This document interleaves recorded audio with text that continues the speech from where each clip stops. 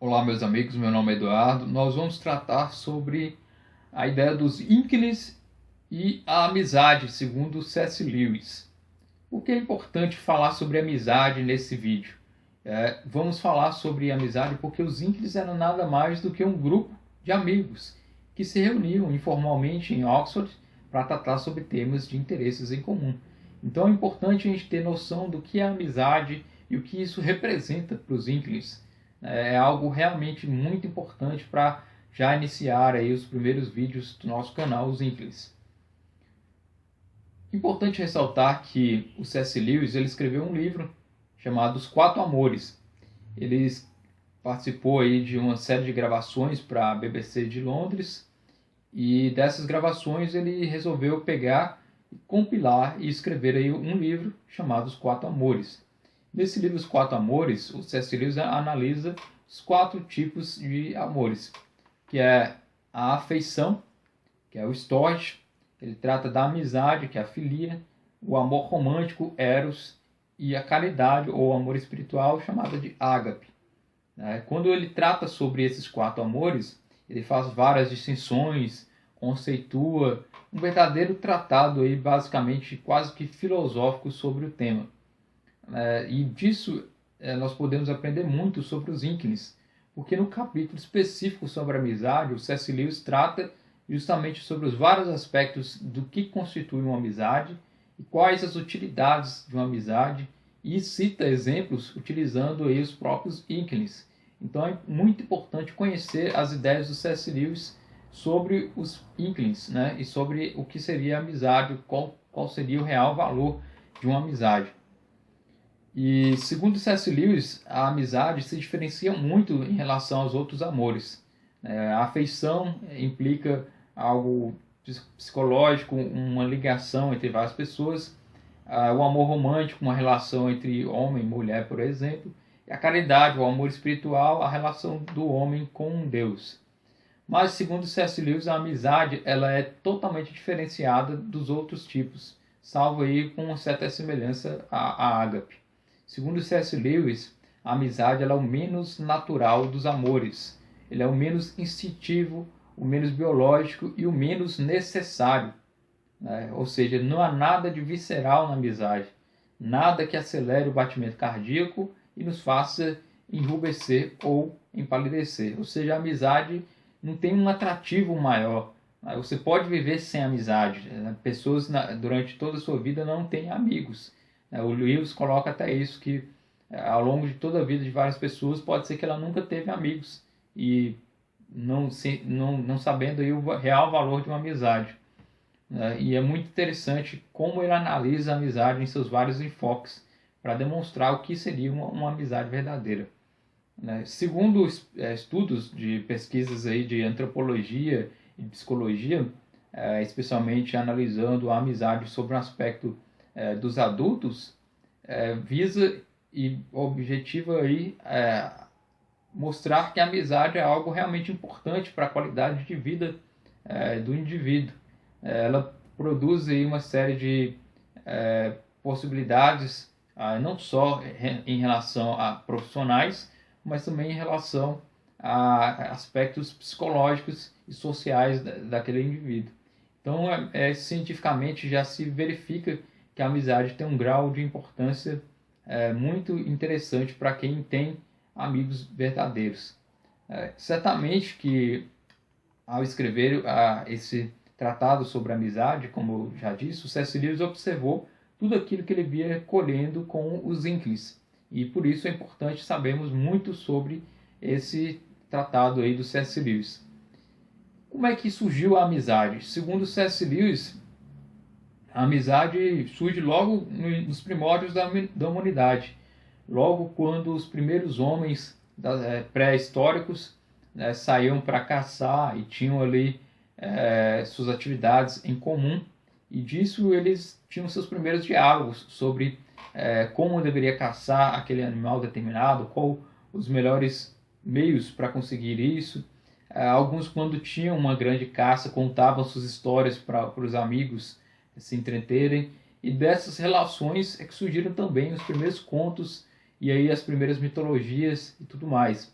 Ou seja, a amizade ela está bem relacionada com o próprio conceito de criação de histórias, de criar mundos imaginários e tudo mais. Ou seja, a amizade tem um papel primordial aí, em relação aos contos. E isso demonstra o quanto é importante os Inklings, né? Eles eram justamente amigos e que tratavam sobre temas de seus interesses em comum, criando também suas próprias histórias e lendo essas histórias e compartilhando e tudo mais. Então a amizade é algo realmente muito antigo e que possibilita ao ser humano aí um maior valor. Nas épocas antigas, pré-históricas, a amizade era muito importante em tribos, justamente para a sobrevivência daquele grupo. Se ocorresse qualquer inimizade, muitas vezes poderia prejudicar uma tribo inteira em relação à sua sobrevivência. Então a amizade teve um papel importante na história da sobrevivência do ser humano, especialmente nos seus primórdios. E havia guerras, por exemplo, e a amizade era sempre algo muito importante. Nos campos de batalha, em que nós, volta e meia, lemos aqueles grandes contos e tudo mais, a amizade sempre foi um valor muito importante aí para a humanidade, justamente em guerras, em momentos de maior aflição, a amizade sempre foi imprescindível. E com isso, os próprios gregos antigos, os romanos, valorizavam muito a amizade, valorizavam como uma virtude, como algo nobre e que deveria ser sempre valorizado, a ponto deles até ressaltarem que a amizade era a coroa da vida e a escola da virtude. Coroa da vida e a escola da virtude. Ou seja, aquele que tem amigo, ele poderia obter aí maior virtude, ele poderia ter grandes coisas se ele tivesse bons amigos também. Era um valor de agregação, né, algo que seria muito bom quando se tivesse amigos. Contudo, C.S. Lewis critica os tempos modernos, porque a amizade parece ter tido um declínio. Pouco se fala na literatura sobre amizade, pouco se estuda sobre amizade e pouco se escreve. Por exemplo, existem muitos romances, né, das relações entre um homem e uma mulher, existem várias músicas sobre a relação de amor entre homem e mulher e tudo mais, mas dentro das artes é pouco valorizado ao aspecto da amizade. Justamente porque a amizade, como o próprio Lewis ressaltava, é algo que não é necessário. Então não é um sentimento muito forte e visceral, como ele diz. É algo que muitas vezes não biológico e tudo mais. Então por isso, em nossas épocas atuais, o C.S. Lewis critica que pode ser que grandes figuras aí não tenham tido a simpatia de outras pessoas e também não teriam amigos. Ou seja, uma pessoa pode passar uma vida inteira sem ter amigos de verdade e ter apenas companheiros. E nisso o C.S. Lewis faz a distinção entre aquilo que seria considerado como um companheiro e aquilo que é considerado como amigo. Ele faz questão de ressaltar essa diferença. Um companheiro para C.S. Lewis é aquele que compartilha uma atividade em comum. É aquele que pratica o mesmo esporte em um grupo, aquele que participa em um grupo de estudos, aquele que compartilha uma atividade em uma igreja ou alguma coisa do tipo. Esse clubismo, esse companheirismo não implica necessariamente uma amizade. A amizade pode ter corrido o companheirismo, né, desde que seja analisado aí os seus interesses em comum, e a amizade é algo que é mais forte do que o companheirismo.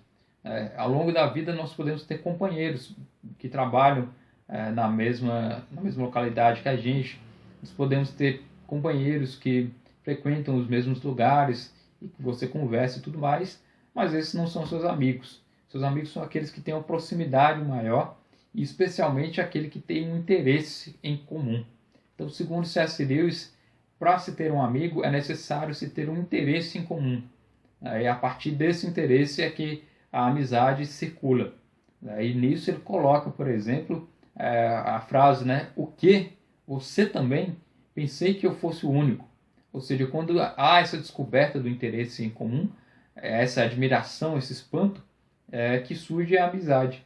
Ele até coloca, né, a amizade surge do mero companheirismo.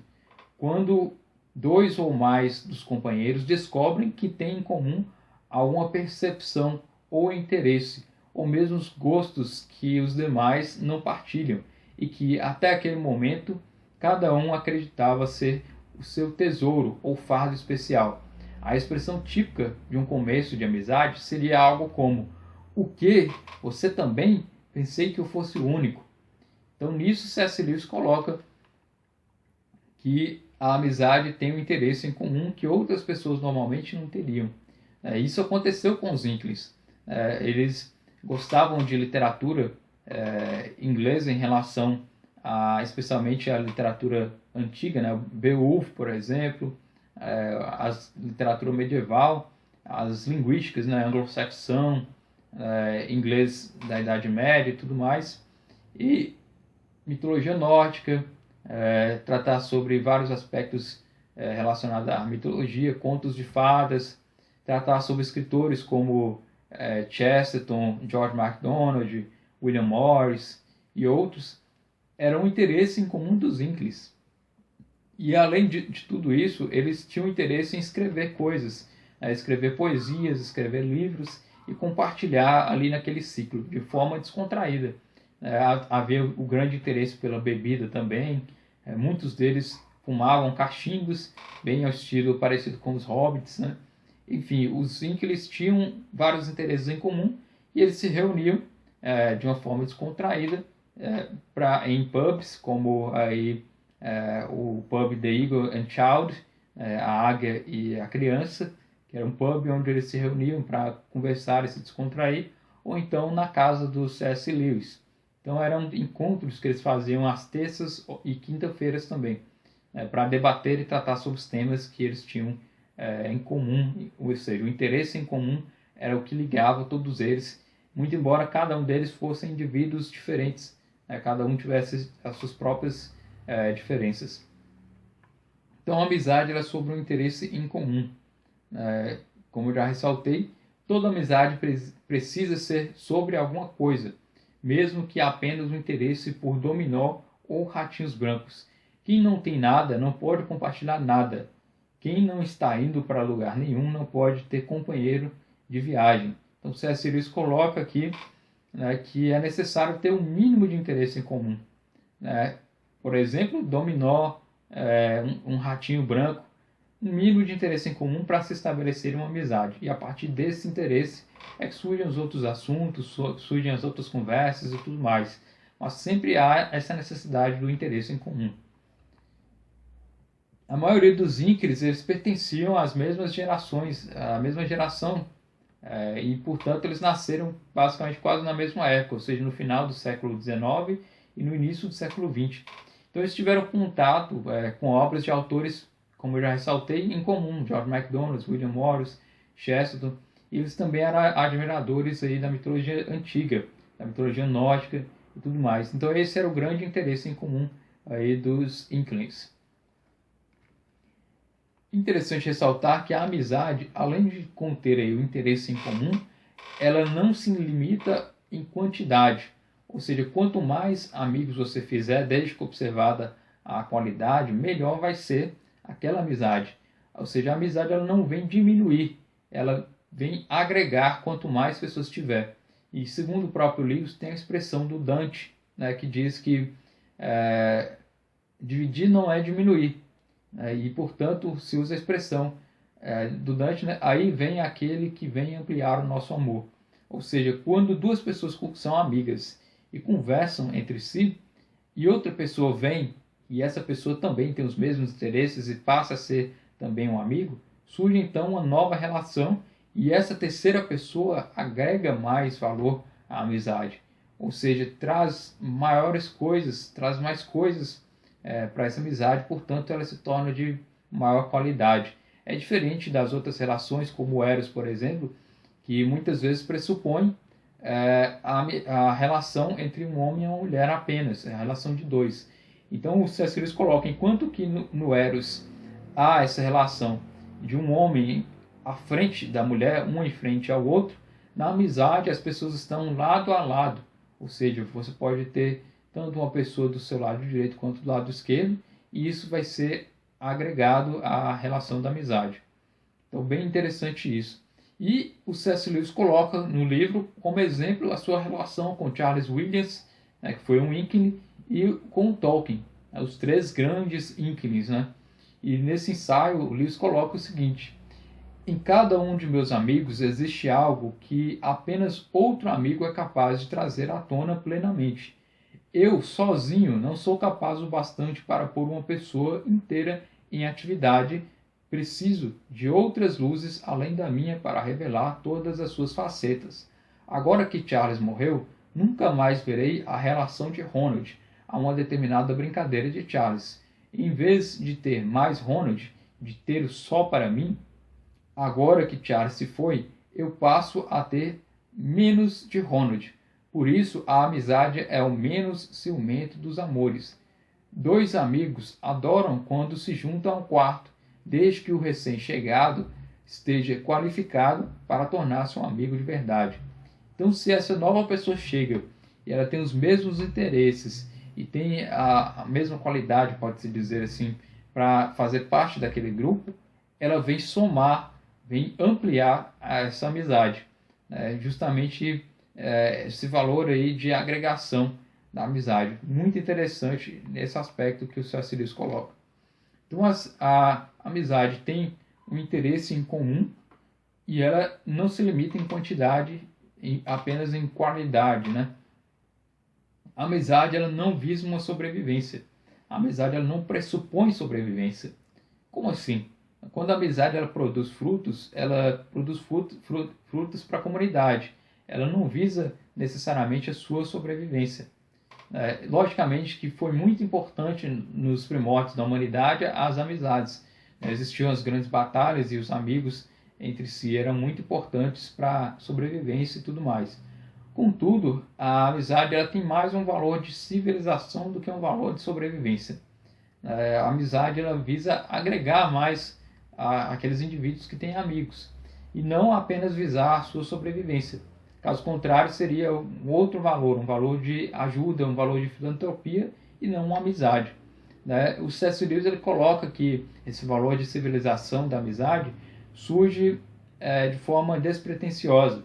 Como exemplo, os próprios ínclines, eles não tinham pretensão de escrever grandes livros como O Senhor dos Anéis, Crônicas de Nárnia, e ficarem grandes escritores e famosos e serem reconhecidos como um grupo dos ínclines. Tanto é que eles eram um grupo informal, eles nem sequer registravam em atas suas reuniões. Apenas eram amigos que debatiam sobre temas em comum. Então, por isso, ela não tem esse valor de agregar e produzir alguma coisa útil para a sociedade. Apenas conversas descontraídas. E quando esse grupo produz livros, produz coisas que pode agregar à comunidade, isso é feito de forma acidental. Então, dentro desse valor de civilização é que se encontra a amizade. Enquanto que no valor de sobrevivência existem outros aspectos e que a amizade não pertence ao valor da sobrevivência. Porque nessas conversas informais surgem também grandes temas, surgem origens de grandes revoluções. Nisso aí é que está o valor da utilidade da amizade. Elas têm aí a possibilidade de se expandirem e se tornarem grandes fontes de pensamento, grandes correntes de ideias. Por exemplo, os metodistas, o tractarianismo, o comunismo, a própria matemática, os movimentos contra a escravidão, a reforma protestante, o renascimento, todos eles surgiram com conversas informais entre amigos e que, uma vez ou outra, acabaram levando adiante essas conversas sobre um determinados aspectos da política, da religião, etc. Então é bem interessante isso. A amizade ela pode ter esse valor de civilização, porém sempre de forma acidental. Não é inicialmente a pretensão dos seus membros de algum ciclo de amizade. E nisso, esse valor de sobrevivência não é o grande objetivo. Em momentos de dificuldade, o seu amigo, evidentemente, vai te ajudar para manter a sua sobrevivência. Mas Segundo C.S. Lewis, a marca perfeita da amizade, ela não é que se preste um favor na hora da dificuldade, porque isso vai ser uma coisa natural, né? Mas que se preste esse favor e que ele não faça a menor diferença. Você presta um favor para o seu amigo e não vai fazer diferença em relação à amizade. Seu amigo apenas que recebeu aquela ajuda, vai aí voltar às suas velhas conversas de antigamente e manter aí o seu grande e seus tempos juntos. Portanto, não há esse valor essa ideia de se manter a sobrevivência na humanidade, na amizade.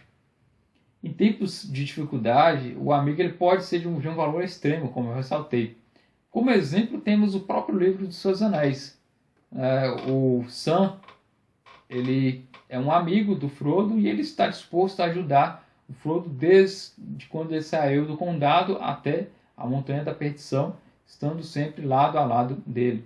O próprio elfo Gildor, que encontrou o Frodo em uma de suas andanças, aconselhou o Frodo, dando aí um dos seus belos conselhos, que era o conselho de que ele poderia trazer amigos, levar amigos na viagem.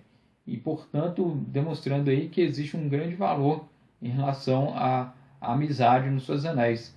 Vemos em vários momentos de dificuldades os próprios personagens e o quanto a amizade foi realmente importante para aquela aventura dos Seus Anéis. Os próprios hobbits tinham uma união muito forte, uma amizade muito forte, e que no momento de dificuldade foi realmente algo importante aí para concretizar toda a história dos Seus Anéis. Então a amizade tem esse valor embora ela não tenha como objetivo a sobrevivência, ela pode possibilitar aí uma ajuda mútua, uma ajuda que vai ser benéfica para aquelas pessoas que têm essa amizade. Na obra de Tolkien, Os Seus Anéis, ela apresenta diversas situações, como eu ressaltei, em que a amizade ela se torna essencial para chegar a um objetivo bom, quanto ao auxílio do outro e que pode levar aí a caminhos mais distantes. Quando você está em um momento de desespero e você não consegue mais caminhar, fazer sua jornada, quando você tem um amigo, essa jornada se torna mais fácil, se torna mais possível de ser caminhada. A amizade, ela ignora os contextos pessoais. Pouco importa o contexto pessoal, pouco importa aí o seu ciclo de amizades anteriores, pouco importa os seus laços de família anteriores, a sua profissão. Em uma amizade verdadeira, segundo C.S. Lewis, não importa o seu contexto pessoal. Os dois amigos apenas se encontram de forma limpa, de forma clara e discutem ali os seus temas e se descontraem. Ou seja, num ciclo verdadeiro de amigos, cada homem é simplesmente o que ele é, não representa nada além dele mesmo. Então, na amizade existe essa ideia de que os indivíduos se tornam nus uns diante dos outros e pouco se importa aí o seu passado e seu contexto pessoal. E aí o C.S. Lewis destaca o seguinte: essa é a majestade da amizade. Nós nos reunimos como príncipes de países independentes no estrangeiro, em território neutro, livres de nossos contextos. Esse amor, em essência, ignora não somente o nosso corpo físico, como também todo aquele corpo formado por nossa família, nosso trabalho, nosso passado e nossos vínculos. Então a amizade ela tem essa ideia de ignorar esses contextos pessoais. É muito interessante isso, né? Demonstrando aí, por exemplo, a amizade do Gimli e o Legolas, né? Que tinham sempre essa análise de contexto, né? Um em relação ao outro, sabendo que um era um elfo e o outro era um anão, ou seja, vendo seus preconceitos. E quando ocorre essa quebra dos contextos pessoais, é que eles se tornam amigos ao longo da jornada. Tanto é que a comitiva toda ela é feita de 9 pessoas e cada uma delas tem aí seus vários aspectos diferenciados e tudo mais. E a amizade não importa com os seus contextos pessoais. Então esse é mais uma característica aí da amizade. Com isso, essa amizade ela se torna uma forma de bolsão de resistência. A amizade, quando ela é forte, ela possibilita a resistência diante de uma imposição autoritária de algum governo, ou eventualmente alguma guerra.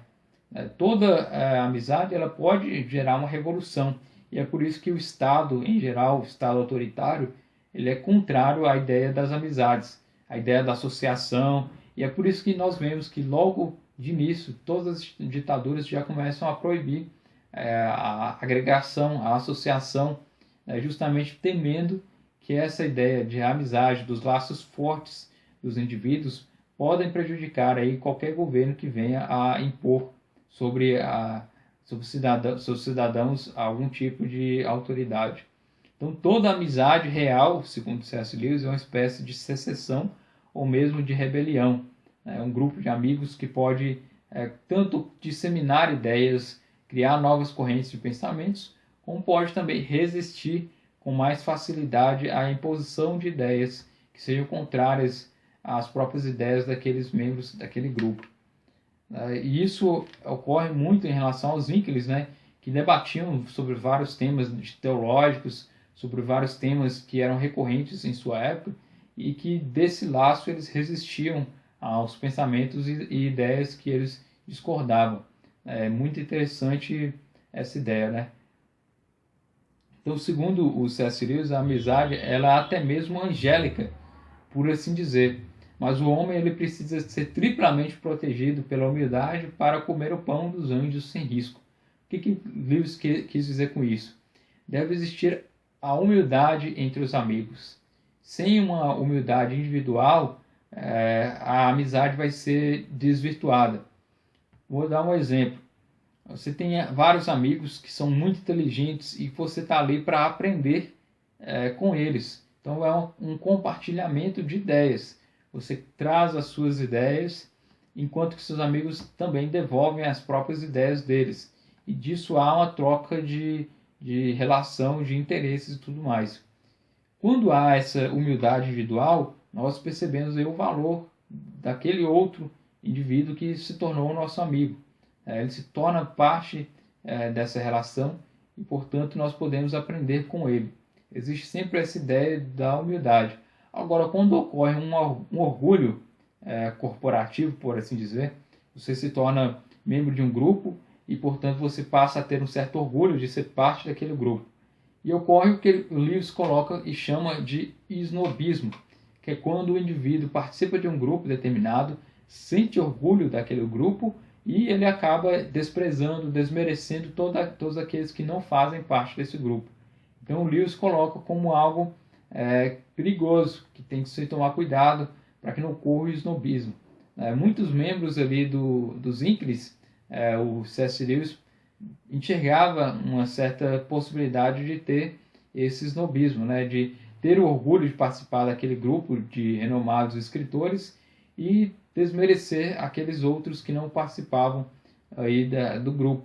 Ou seja, existe aí uma ideia de corporativismo nesses grupos, como eu ressaltei. E por isso é necessário sempre se policiar em relação à humildade dentro desses grupos. O próprio Lewis coloca que na época em que ele viveu existiam muitos grupos de intelectuais em Oxford que se fechavam, que faziam questão de desdenhar, de desmerecer aquelas pessoas que não participavam daqueles grupos, como pessoas que seriam de menor valor, seriam de menor interesse para eles. E é importante sempre mostrar que o Lewis coloca que ao sair dos seus grupos de amizades, o indivíduo tem que ter sempre a noção de que ele vai voltar para a vida normal e que ele vai conviver, trabalhar e ter aí uma vida normal como todas as outras pessoas também. Então é importante ressaltar isso o snobismo, Ao descrever a amizade, o C.S. Lewis ele aponta também que ela pode ser tanto algo muito bom, que agrega valores para o indivíduo, como pode ser algo também ruim, que diminui aí o valor do indivíduo. Quando é algo bom, surgem aí temas que agregam valor para aquele indivíduo, que ele vai possibilitar aí ter um maior conhecimento, que ele vai discutir ideias, que ele vai aprender a se desenvolver e tudo mais.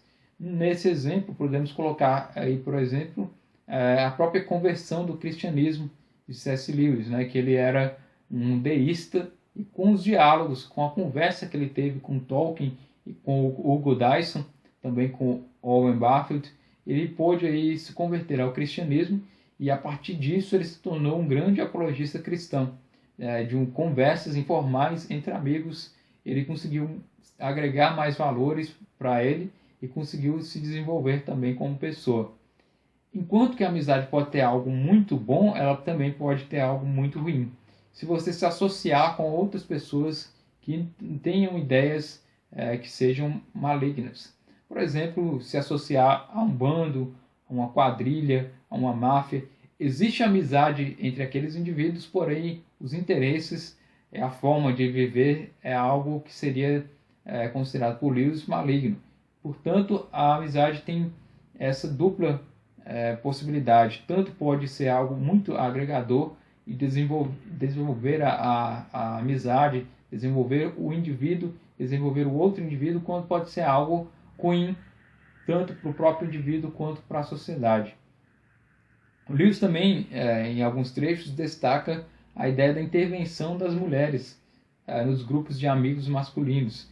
Bem provável que acontecia muito isso na época do C.S. Lewis, porque eles se reuniam nas quintas-feiras e comiam e bebiam bastante, e às vezes voltavam tarde para casa, eram umas 3 horas da madrugada, 4 horas da madrugada, e as esposas que ficavam no lar se preocupavam e reclamavam com isso. E Lewis faz uma pequena crítica à esposa do lar que fazia questão de intervir nas amizades. É bem interessante isso, só que ele não dá nomes sobre isso, mas ele ressalta que a mulher, enquanto a pessoa, vendo essa relação de amizades do seu marido, ela pode também agregar valor a essa amizade, se ela não atuar com mesquinha, com mesquinharia e com brigas.